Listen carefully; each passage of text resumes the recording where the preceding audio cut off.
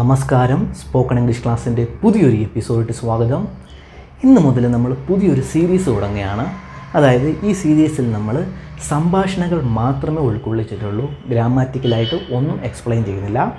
അതായത് സംഭാഷണങ്ങൾ മാത്രം, കോൺവെർസേഷനുകൾ മാത്രം ഉൾക്കൊള്ളിച്ചുള്ള ക്ലാസ്സാണ്. അതായത് ഒരു സീരീസാണിത്. ഇതിൽ നമ്മൾ സെൻറ്റൻസുകൾ വായിക്കും, അതിൻ്റെ മലയാളത്തിലുള്ള അർത്ഥം പറഞ്ഞു തരും. അത്രയുമേ ഉള്ളൂ, വേറൊന്നുമില്ല. പക്ഷേ ഇത് വളരെ ഇമ്പോർട്ടൻ്റ് ആണ്. സംഭാഷണം, അതായത് ഇംഗ്ലീഷ് സംസാരിക്കുക എന്നുള്ളതാണല്ലോ നമ്മുടെ മെയിൻ ഉദ്ദേശം. അപ്പോൾ നിങ്ങൾ തീർച്ചയായിട്ടും ഈ ക്ലാസ്സുകൾ കാണണം. ഇതിൽ ഞാൻ സംഭാഷണങ്ങൾ മാത്രമായിരിക്കും ഡിസ്കസ് ചെയ്യുന്നത്. പിന്നെ ഫ്രേസുകളും എക്സ്പ്രഷനുകളും ഡീറ്റെയിൽഡ് ക്ലാസ്സുകളൊക്കെ എൻ്റെ നോർമൽ ക്ലാസ്സുകൾ ഞാൻ ഡെയിലി ഇടുന്നുണ്ട്. അതിലായിരിക്കും ഡിസ്കസ് ചെയ്യുന്നത്. അത് നിങ്ങൾ തീർച്ചയായിട്ട് കാണണം, വളരെ ഇമ്പോർട്ടൻ്റ് ആണ്. ഇതിൽ നമുക്ക് അതൊന്നും എക്സ്പ്ലെയിൻ ചെയ്യാൻ പറ്റത്തില്ല, കാരണം നമ്മൾ സംഭാഷണത്തിൽ കോൺസെൻട്രേറ്റ് ചെയ്തിരിക്കുന്നതുകൊണ്ട്. അപ്പോൾ ആ ക്ലാസ്സുകൾ നിങ്ങൾ തീർച്ചയായിട്ടും കാണണം. ആ ക്ലാസ്സുകൾ നിങ്ങൾ കാണുവാണെങ്കിൽ ഈ ക്ലാസ്, അതായത് സംഭാഷണങ്ങളുടെ ഈ ക്ലാസ്, കോൺവെർസേഷൻ ക്ലാസ് വളരെ എളുപ്പമാകും. അപ്പോൾ എന്തായാലും നോക്കാം. അപ്പോൾ ഇംഗ്ലീഷ് സംസാരിക്കാനായിട്ട് ആദ്യം വരുന്നവർ ഗ്രാമർ ഒന്നും അതായത് ഗ്രാമറൊക്കെ മനസ്സിൽ കാണുമല്ലോ, അതൊക്കെ ഒന്ന് മാറ്റി വെച്ചിട്ട് വേണം ഇത് കേൾക്കാൻ. അതായത് സംഭാഷണങ്ങൾ ആദ്യം നിങ്ങൾ കേൾക്കുക, അത് നിങ്ങൾ പഠിക്കുക. അതിനുശേഷം ഗ്രാമറിനെ പറ്റി മാത്രം ചിന്തിച്ചാൽ മതി. അതിനുശേഷം നിങ്ങൾ ഗ്രാമർ പഠിച്ചാൽ മതി. അല്ലെങ്കിൽ ഗ്രാമർ പഠിച്ചിട്ട് ഇംഗ്ലീഷ് സംസാരിക്കാൻ നമ്മൾ ഇറങ്ങിയാൽ അതൊരിക്കലും നടക്കാത്തൊരു കാര്യമാണ്. അതായത് ഇതൊരു ഭാഷയാണ്. ഭാഷ എന്നുള്ള രീതിയിൽ നിങ്ങൾ എടുക്കുക. ആദ്യം നിങ്ങൾ സെൻറ്റൻസുകൾ നോക്കുക, അത് പഠിക്കുക. കുറച്ച് സെൻറ്റൻസുകൾ, സംഭാഷണങ്ങൾ നിങ്ങൾ കേട്ട് കഴിയുമ്പോൾ നിങ്ങൾക്ക് തന്നെ പഠിക്കാൻ തോന്നും. ഗ്രാമർ പഠിക്കണമെന്ന് നിങ്ങൾക്ക് തന്നെ ഓട്ടോമാറ്റിക്കായിട്ട് തോന്നും. ആ സമയത്ത് നിങ്ങളുടെ ഗ്രാമറിലോട്ട് കിടക്കുക. അങ്ങനെ പഠിക്കുന്നതായിരിക്കും ബെറ്റർ. അപ്പോൾ നോക്കാം, നമുക്ക് സംഭാഷണങ്ങളിലോട്ട് കിടക്കാം. അപ്പോൾ ഇതെല്ലാം ബേസിക് ആയിട്ടുള്ള സംഭാഷണങ്ങളാണ്. അപ്പോൾ തന്നെ ബേസിക് എന്ന് പറയുമ്പോൾ നിങ്ങൾ വിചാരിക്കും ഇനിയും വളരെ കട്ടിയായിട്ടുള്ള ഉണ്ടോ എന്ന്. ആക്ച്വലി ഇല്ല, ബേസിക്ക് മാത്രമേ ഉള്ളൂ. ബേസിക്ക് മാത്രമേ നമ്മൾ മറ്റുള്ളവരുമായിട്ട് സംസാരിക്കത്തുള്ളൂ. അതായത് നമ്മൾ നോർമൽ കമ്മ്യൂണിക്കേഷനിൽ ബേസിക് ഇംഗ്ലീഷ് മാത്രമാണ് യൂസ് ചെയ്യുന്നത്. വേറൊരു മെത്തേഡേ അതിലില്ല.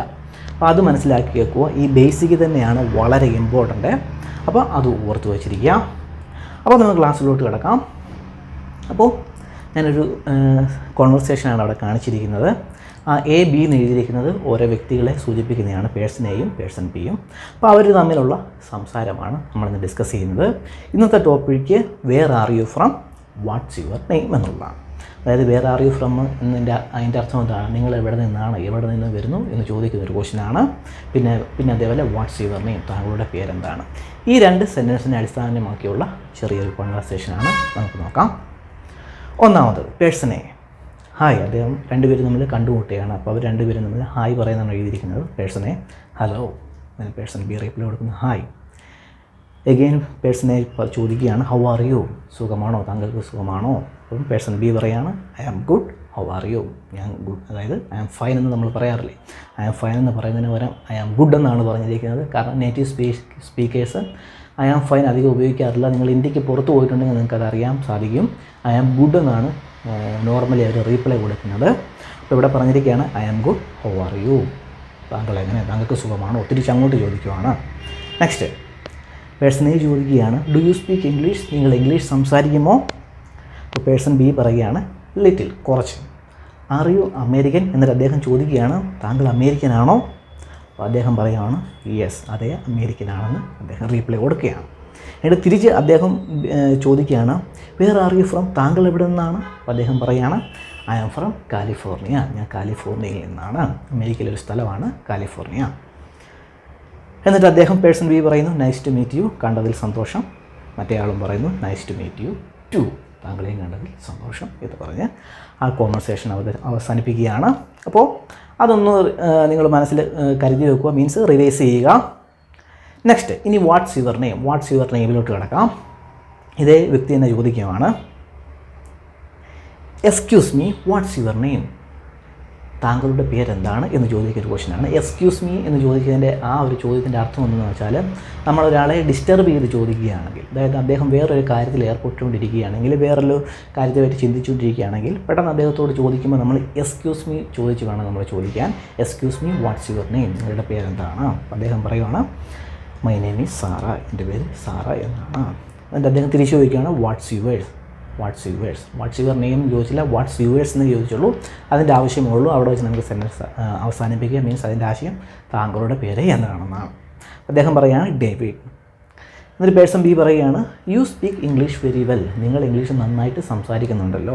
അപ്പോൾ അദ്ദേഹം മറ്റേ ആൾ പറയുകയാണ്, പേഴ്സൺ എ പറയുകയാണ് താങ്ക് യു, നന്ദി. അദ്ദേഹം ആ ഒരു നന്ദി പറയുകയാണ്, അദ്ദേഹത്തെ എന്താ പറയുക,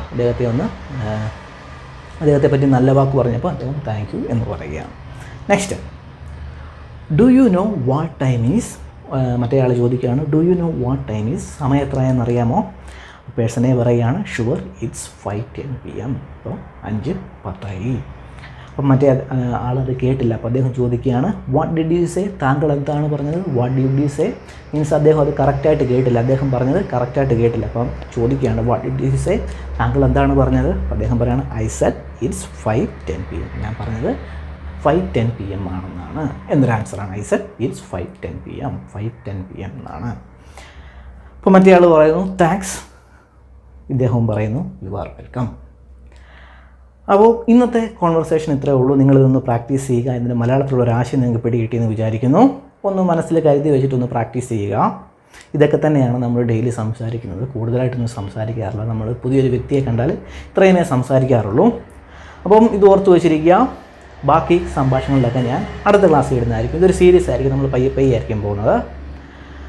അപ്പോൾ ഇന്നത്തെ ക്ലാസ് നിങ്ങൾക്ക് ഇഷ്ടപ്പെട്ടെന്ന് വിചാരിക്കുന്നു. ഇഷ്ടപ്പെട്ടെങ്കിൽ ലൈക്ക് ചെയ്യുക, സബ്സ്ക്രൈബ് ചെയ്യുക. നമുക്ക് അടുത്ത ക്ലാസ്സിൽ കാണാം. ബൈ.